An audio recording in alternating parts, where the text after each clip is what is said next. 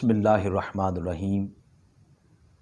قال اللہ تعالی فی القرآن الحکیم اعوذ باللہ من الشیطان الرجیم ولما بلغ اشدہ آتیناہ حکما وعلما وکذالک نجزی المحسنین صدق اللہ مولانا العظیم۔ اللہم صلی علی سیدنا و مولانا محمد وعلی آلہ وصحبہ وبارک وسلم۔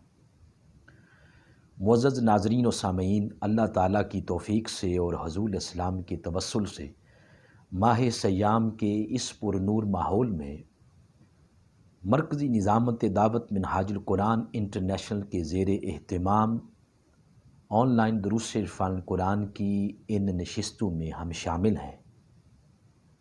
ان نشستوں کے ذریعے اللہ تعالیٰ ہمیں قرآن کا فہم عطا فرمائے اور اپنی قربت کی خیرات سے مالا مال فرمائے۔ اس نشست کا عنوان ہے قرآن اور آج کا نوجوان۔ معزز ناظرین، اس وقت پوری انسانیت کے لیے اور آقا علیہ السلام کی امت کے لیے ہدایت کا سب سے بڑا سرچشمہ اور سب سے پہلا سرچشمہ وہ قرآن حکیم ہے۔ 30 پاروں 114 سورتوں پر مشتمل قرآن حکیم اس کا ایک موضوع ہے۔ جیسے ہر کتاب کا کوئی نہ کوئی موضوع ہوتا ہے، اس کا بھی ایک موضوع ہے۔ اس کا موضوع ہے حضرت انسان۔ قرآن حکیم کے کل احکامات اور ترغیبات سب کچھ انسان کے لیے ہے۔ قرآن انسان کو مخاطب کرتا ہے نام لے کر۔ یہی وجہ ہے قرآن حکیم کی نسبت سے جگہ جگہ اللہ تعالیٰ انسان کا نام لے کے کبھی تو وہ یوں ارشاد فرماتا ہے یا ایھا الانسان ما غرک بربک الکریم۔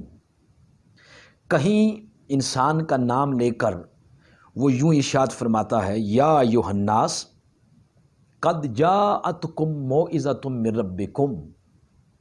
کہیں وہ انسان کا نام لے کر یوں ارشاد فرماتا ہے القرآن ھدی للناس۔ کہیں وہ فرماتا ہے ھذا بصائر للناس وہدی ورحمہ۔ کہیں وہ فرماتا ہے انا انزلنا علیک الکتاب للناس بالحق۔ کہیں وہ انسان کا نام لے کے فرماتا ہے الف لام را کتاب انزلنا الیک لتخرج الناس من الظلمات الی النور۔ تو یہ تو چند نمونے کے طور پر میں نے آیات کریمہ پیش کی ہیں۔ ان سے پتہ یہ چلتا ہے کہ جگہ جگہ انسان کا نام لے کے قدرت مخاطب اس لیے کر رہی ہے کہ قدرت کے کلام کا موضوع ہی انسان ہے۔ اب سوال یہ پیدا ہوا کہ اللہ کے کلام کا موضوع انسان کیوں ہے؟ جواب یہ ہے کہ زمین پر اللہ کا نائب، اللہ کا خلیفہ کیونکہ انسان ہے، جیسے سورہ بقرہ میں ارشاد فرمایا وَإِذْ قَالَ رَبُّكَ لِلْمَلَائِكَةِ إِنِّي جَاعِلٌ فِي الْأَرْضِ خلیفہ۔ لہٰذا اس کو اپنے کلام کا موضوع بنایا، اور موضوع اس لیے بنایا کہ کامیابیاں اس کا مقدر بنتی چلی جائیں، یہ زندگی کے ہر میدان میں کامیاب ہو۔ اگر آپ قرآن حکیم کا مطالعہ کریں تو انسان اور کامیابی کا ذکر قرآن حکیم میں ایک جگہ یوں فرمایا اولئک علی ھدی من ربہم واولئک ھم المفلحون۔ تو انسان اور فلاح یہ لازم ملزوم ہے۔ کہیں ارشاد فرمایا فاولئک ھم الفائزون، کہیں فرمایا لعلکم تفلحون۔ تو جگہ جگہ کامیابی کو انسان کے ساتھ جوڑ کر بیان کیا، تو اس سے پتہ یہ چلا جو بھی انسان اپنے آپ کو قرآن سے جوڑتا چلا جائے گا کامیابیاں اس کا مقدر بنتی چلی جائیں گی۔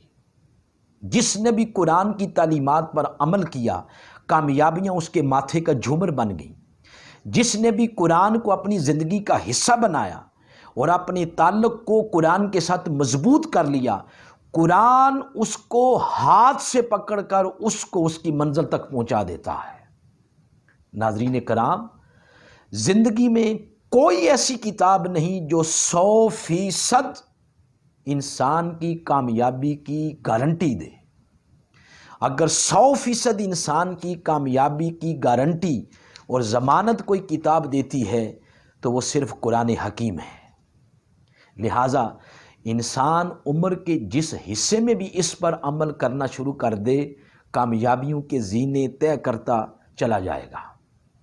ناظرین کرام، قرآن حکیم میں انسان کی زندگی کے ہر گوشے کا ذکر ہے، انسان کی زندگی کے ہر حصے کا ذکر ہے، مگر قرآن انسان کی زندگی کے جس حصے کو زیادہ اہمیت دیتا ہے وہ ہے جوانی کا حصہ، وہ ہے جوانی کی عمر۔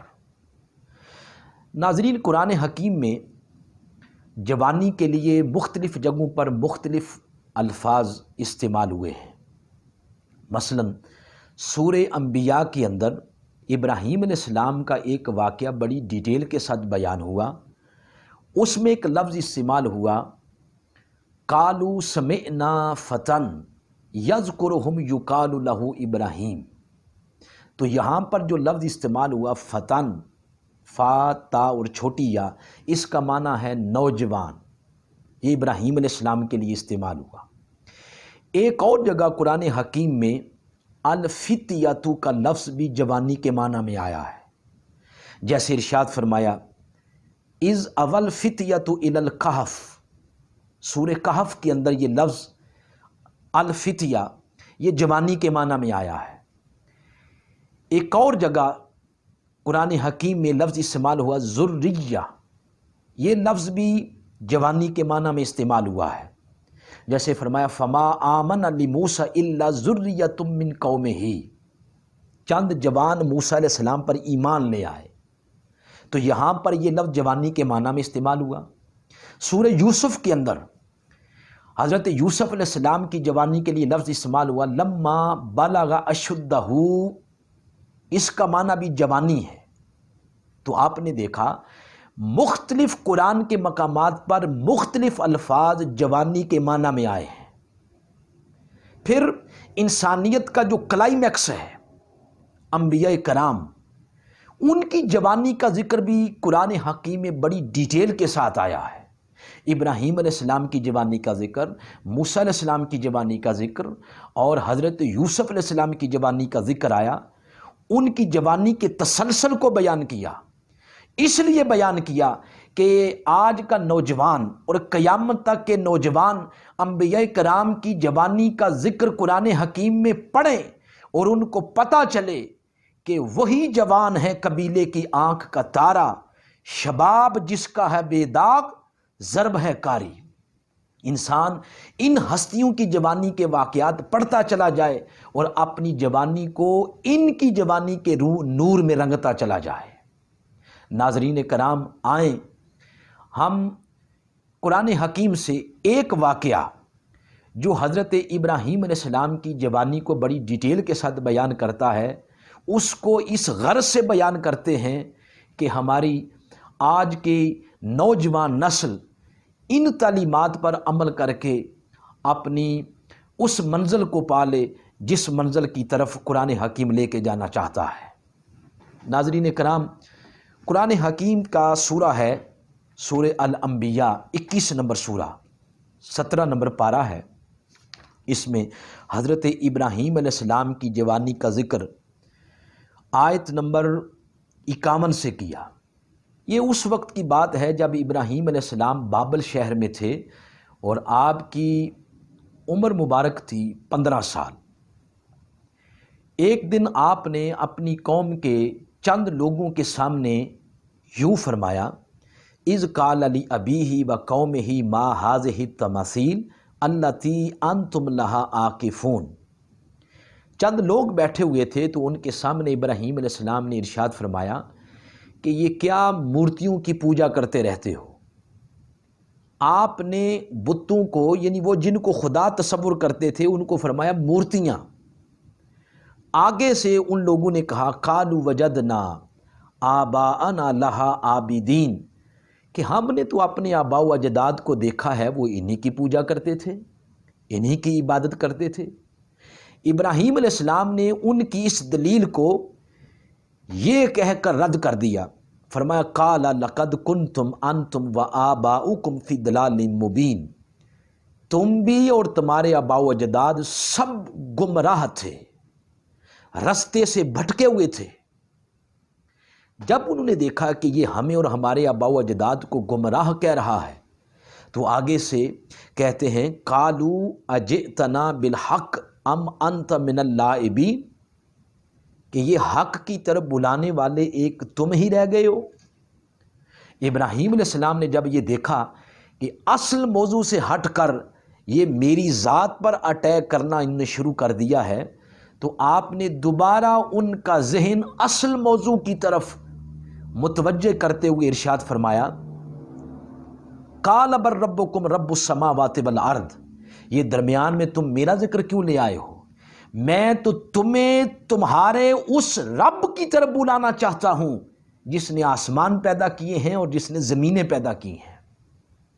مگر آگے سے انہوں نے ابراہیم علیہ السلام کی بات ماننے کی بجائے گالی گلوچ کرتے ہوئے اور ٹھٹھا مذاق کرتے ہوئے وہاں سے چل پڑے۔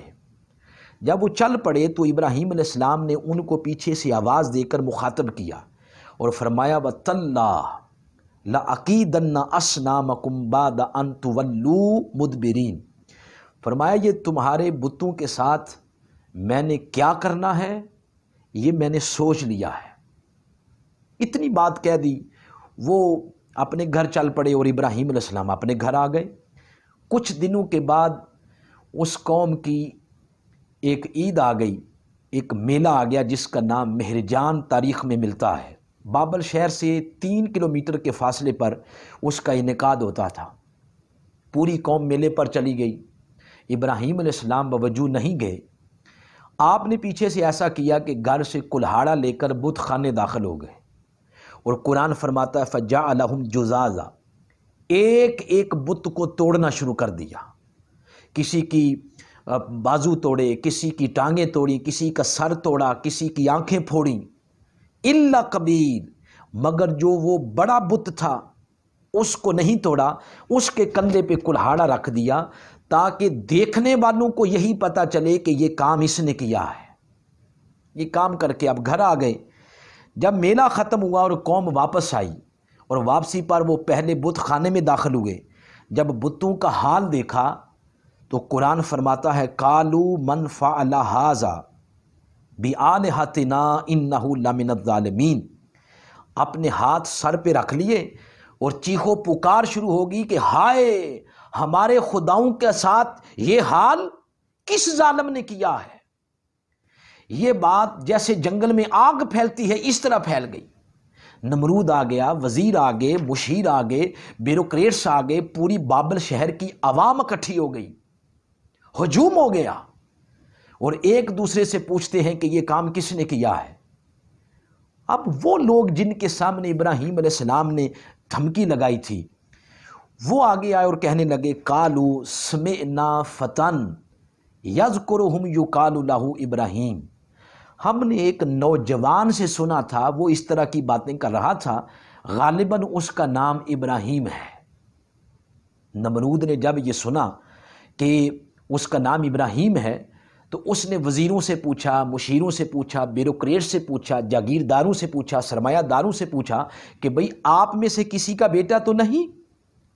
سب نے جواب نفی میں دیا۔ اب جب سب نے جواب نفی میں دیا تو اس کا مطلب تھا کہ یہ عوام میں سے کسی کا بیٹا ہے۔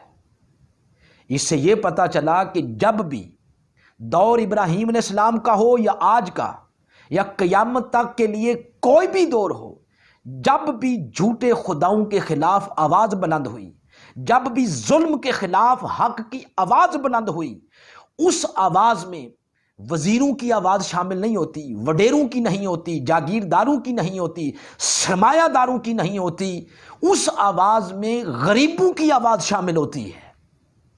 لہٰذا ابراہیم علیہ السلام کا جب نام انہوں نے سنا تو کہا قالوا فأتوا بہ علی اعین الناس لعلہم یشہدون، جاؤ اس کو ڈھونڈ کے لاؤ تاکہ آج لوگوں کی آنکھوں کے سامنے اس کو نشان عبرت بنا دیا جائے۔ اب ان کے محکمے، ان کی پولیس ابراہیم علیہ السلام کو ڈھونڈنے کے لیے چل پڑی۔ جب ڈھونڈ کر وہ لے آئے ابراہیم علیہ السلام کو، تو قرآن حکیم ارشاد فرماتا ہے نمرود کی جب نظر پڑی کہ یہ جوان 15 سال کا جوان اور ہمارے پورے مذہب کی عمارت کو اس نے دھڑام سے نیچے گرا دیا ہے، اس نے دیکھ کر کہا قالو اانت فعلت ھذا بآلہتنا یا ابراہیم، اے ابراہیم، اے نوجوان، یہ کام کیا تو نے کیا ہے؟ اس پر ابراہیم علیہ السلام کا جواب سنیں۔ آپ بڑے اطمینان کے ساتھ بیٹھ گئے اور ان کے سوالات کا جواب دینے لگے۔ آپ نے جو جواب دیا اس میں نہ تھی نہ ہاں تھی۔ فرمایا قال بل فعلہ کبیرہم ھذا، آپ نے فرمایا کہ بھئی اس بڑے سے پوچھو، اس نے اپنے کندھے کے اوپر کلہاڑا رکھا ہوا ہے، قرینِ حال تو اس بات پر دلالت کرتا ہے کہ یہ کام اسی نے کیا ہے۔ جب آپ نے یہ فرمایا نا کہ اس بڑے سے پوچھو، تو ان کے ماتھے پر پسینہ آ گیا۔ اس سے کیسے پوچھتے؟ آپ یعنی ابراہیم علیہ السلام ان کی اس کیفیت سے محظوظ ہو رہے تھے۔ آپ نے فرمایا ہاں پوچھو ان سے، فاسألوہم، یہ جن کو مار پڑی ہے، جو ٹوٹے ہوئے نیچے پڑے ہیں، انہی سے پوچھ لو کہ تمہیں کس نے مارا ہے۔ ان کے ماتھے پہ اور پسینہ آ گیا۔ ابراہیم علیہ السلام ان کی اس کیفیت سے محظوظ ہو رہے تھے، اور یہ بات فرماتے فرماتے ساتھ ایک جملہ بول دیا، فرمایا ان کانوا ینطقون، ہاں ان سے پوچھو اگر یہ بولتے ہیں تو۔ ابراہیم علیہ السلام یہ چاہتے تھے کہ اس قوم کے شعور کی کھڑکی کھولے، اس لیے ابراہیم علیہ السلام نے فرمایا کہ پوچھو ان سے اگر یہ بولتے ہیں۔ اب قرآن فرماتا ہے یہ بات ابراہیم علیہ السلام کی سن کر فرجعوا الی انفسہم، اب انہوں نے اپنے من کے اندر جھانکنا شروع کر دیا اور اپنے آپ سے ہی کہتے ہیں فقالوا انکم انتم ظالمون، یار ہم یہ کتنے ظالم ہیں کہ ہم ان کی پوجا کرتے ہیں۔ اب قرآن فرماتا ہے کہ سارے ابراہیم علیہ السلام سے وہ مخاطب ہو کر کہتے ہیں لقد علمت ما ہؤلاء ینطقون، اے ابراہیم اتنی بات تو بھی جانتا ہے کہ یہ بولتے نہیں۔ ابراہیم علیہ السلام نے جب یہ دیکھا کہ یہ خود اعتراف کر گئے ہیں، تو روایات میں آتا ہے کہ اس سے پہلے تو ابراہیم علیہ السلام بیٹھے ہوئے تھے، جب ان کی زبان سے سنا کہ یہ کہہ رہے ہیں کہ بت بولتے نہیں، تو ابراہیم علیہ السلام اٹھ کھڑے ہوئے، اور کھڑے ہو کر اب اللہ کا پیغمبر توحید پر خطاب کر رہا ہے۔ آپ نے فرمایا ایک کا نام لے لے کر، فرمایا اے نمرود، اے وزیروں، اے مشیروں، اے بیوروکریٹس، اے جاگیرداروں، سرمایہ داروں، اے بابل شہر کی عوام، جب خود اعتراف کرتے ہو کہ یہ بولتے نہیں، یہ کھاتے نہیں، یہ پیتے نہیں، یہ سوتے نہیں، یہ چلتے نہیں، اٹھتے نہیں، بیٹھتے نہیں، تو پھر مجھے بتاؤ قالا افتعبدون من دون اللہ، پھر میرے اللہ کو چھوڑ کے ان کی عبادت کیوں کرتے ہو؟ اللہ کا پیغمبر توحید پر خطاب کر رہا ہے۔ پھر فرمایا ما لا ینفعکم شیئا، ساری زندگی ان کی پوجا کرتے رہو گے، یہ تمہیں نفع نہیں دیں گے، ولا یضرکم، ان کی پوجا کرنا چھوڑ دو گے، یہ تمہیں نقصان نہیں دیں گے۔ اس قسم کی آیات ما لا ینفعکم شیئا ولا یضرکم، اس طرح کی آیات کریمہ قرآن میں جہاں بھی آئی ہیں ان کا شان نزول بتوں کے بارے میں ہے۔ تو یہ فرما کے پھر آگے فرمایا اف لکم، نمرود تجھ پر اف ہے، وزیروں تم پر اف ہے، اے مشیروں تم پر اف ہے، بابل شہر کی بدو عوام تم پر اف ہے، اور تمہارے خداؤں پر اف ہے۔ افلا تاقلون، تم اتنی عقل نہیں رکھتے کہ جن کو اپنے ہاتھوں سے بناتے ہو انہی کے سامنے اپنی جبین نیاز جھکاتے ہو؟ اتنی بات کر کے اللہ کا پیغمبر 15 سالہ نوجوان ابراہیم علیہ السلام بیٹھ گئے، پورے مجمع کو جیسے سانپ سونگھ جاتا ہے ایسی کیفیت طاری ہو گئی، کوئی بول نہیں رہا تھا۔ آج ان کے مذہب کا اصل چہرہ سامنے آ گیا۔ قرآن حکیم فرماتا ہے اچانک آواز آئی قالو حرقوہ، اس کو پکڑ لو، جلا دو، وانصروا آلہتکم ان کنتم فاعلین، اپنے الہوں کی مدد نہیں کرو گے؟ اس کو پکڑ لو، جلا دو، مار دو۔ اب پھر پوری قوم نے لکڑیاں اکٹھی کرنا شروع کی، ایک آگ کا چکھا بن گیا، اس میں لکڑیاں جلائی گئیں، آگ لگ گئی اور آگ کے شعلے آسمانوں سے باتیں کرتے تھے۔ ابراہیم علیہ السلام سے اب نمرود نے کہا، اے ابراہیم، اے نوجوان، دو میں سے ایک بات مان لو۔ آپ نے پوچھا کون کون سی وہ دو باتیں؟ اس نے کہا یا تو اپنے موقف سے پیچھے آ جاؤ اور ہمارے بتوں کو ہی خدا مان لو۔ ابراہیم علیہ السلام نے فرمایا یہ تو امپاسبل ہے، یہ تو امپاسبل ہے۔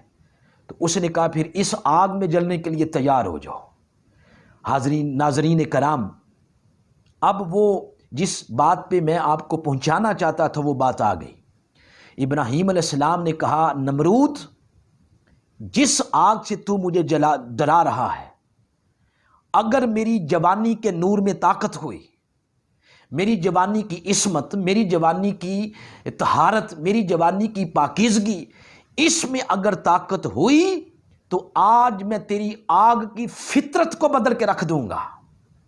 یہ جو جملہ ہے یہ کوئی خطیبانہ جملہ نہیں، بلکہ اللہ پاک نے قرآن حکیم میں ارشاد فرمایا، قُلْنَا يَا نَارُ كُونِي بَرْدًا وَسَلَامًا عَلَىٰ ابراہیم۔ یہ نہیں فرمایا کہ آگ بجھ جا، بلکہ فرمایا اے آگ اپنی فطرت کو بدل۔ یعنی مطلب یہ ہے کہ تیرے شعلے اسی طرح دکھائی دیں، تیرا جلنا اسی طرح دکھائی دے، مگر تیری فطرت بدل جائے، تو ٹھنڈی ہو جا، اور اتنا بھی ٹھنڈا نہیں ہونا کہ میرے ابراہیم کو ٹھنڈ لگ جائے، وَسَلَامًا عَلَىٰ ابراہیم، بلکہ سلامتی والی ٹھنڈی ہو جا۔ ناظرین کرام، اس پورے واقعے سے پتہ یہ چلا جو نوجوان اپنی جوانی کی حفاظت کرتے ہیں، اپنے جوانی کے نور کو میلا ہونے سے بچا لیتے ہیں، اپنے جوانی کے نور کو گرہن نہیں لگنے دیتے، اپنی جوانی کی حفاظت کرتے ہیں، جوانی کی خلوت کی حفاظت کرتے ہیں، اپنی جوانی کو بلیئر کے پھٹوں پہ ضائع نہیں کرتے، جوانی کے نور کی، عصمت کی، طہارت کی، پاکیزگی کی حفاظت کرتے ہیں، ایسے نوجوان جس معاشرے میں پائے جاتے ہیں، آگ جیسی چیزیں بھی ان کی جوانی کی برکت سے اپنی فطرت بدل لیتی ہیں۔ ناظرین کرام، اگر کسی قوم کے نوجوان اپنی جوانی کی حفاظت کر لیں اور خلوت کو درست کر لیں تو چیزوں کی فطرت ان کی جوانی کی برکت سے بدل جاتی ہے۔ آج ہم جس معاشرے میں بستے ہیں، نوجوانوں کی تعداد کروڑوں میں ہے، مگر ہماری آج کے اس دور میں نوجوانوں کی خلوت درست نہیں ہے۔ نوجوانی کا کثیر حصہ یہ انٹرنیٹ پر لچڑ چیزیں گزارنے میں گزر جاتا ہے۔ اگر انٹرنیٹ کو بھی مثبت استعمال کیا ہوتا، جیسے آج ہم دروس عرفان القرآن کی نشستیں انٹرنیٹ کے ذریعے آپ تک پہنچا رہے ہیں، اس کو اگر مثبت استعمال کیا ہوتا اور قرآن کے نور میں رنگتے چلے جاتے تو آج قیامت سے پہلے زمانہ ہمیں قیامت کا ماحول نہ دکھاتا۔ آئے ناظرین کرام، اگر آج کا نوجوان درست ہو جائے، آج کے نوجوان کی جوانی کی پاکیزگی، اس کی حفاظت ہو جائے تو بڑے بڑے ظلم کی آندیاں اور ظلم کے طوفان اپنا رخ موڑ لیتے ہیں اور چیزوں کی فطرت بدل جاتی ہے۔ شرط یہ ہے کہ نوجوان اپنی جوانی کی حفاظت کر لیں۔ ناظرین کرام، یہ ہمارا جو سلسلہ ہے گفتگو کا، دروس عرفان القرآن کی جو نشستیں ہیں، ان کے ذریعے زندگی کے ہر شعبے سے تعلق رکھنے والے شخص کی رہنمائی کرنا مقصود ہے۔ نوجوانوں آؤ، اپنی جوانی کو قرآن کے نور میں رنگتے چلے جائیں۔ یہی وجہ ہے آقا علیہ الصلوۃ والسلام نے ارشاد فرمایا کہ روز قیامت 5 سوالوں کا جواب دیے بغیر انسان اپنی جگہ سے 1 انچ بھی ہل نہیں سکے گا۔ ان میں سے ایک سوال یہ ہوگا کہ بتاؤ تمہیں 80 سالہ عمر دی، 70 سالہ عمر دی، وہ کن کاموں میں گزاری؟ جب وہ اس ساری زندگی کا حساب کتاب دے چکے گا تو اب اس سے پوچھا جائے گا بتاؤ جوانی کیسے گزاری؟ وہ عرض کرے گا باری تعالیٰ یہ جو 70-80 سالہ زندگی کا حساب میں نے دیا ہے اس میں جوانی کا ذکر آ نہیں گیا؟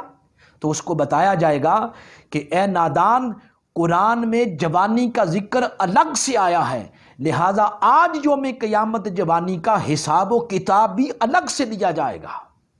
جوانوں آؤ، آج وقت ہے، آج ہم جوان ہیں، ساری رات قیام کر سکتے ہیں، روزہ رکھ سکتے ہیں، آج وقت ہے، ہم اللہ پاک نے ہمیں صحت دی ہے، ساری عبادات کو خشوع و خضوع کے ساتھ کر سکتے ہیں۔ آئیں اسی عمر میں ہم قرآن کے نور میں رنگتے چلے جائیں۔ اللہ پاک کی بارگاہ میں دعا ہے کہ اللہ ہمارے نوجوانوں کو قرآن کی تعلیمات میں زندگی بسر کرنے کی توفیق عطا فرمائے۔ وما علیہ الا البلاغ المبین۔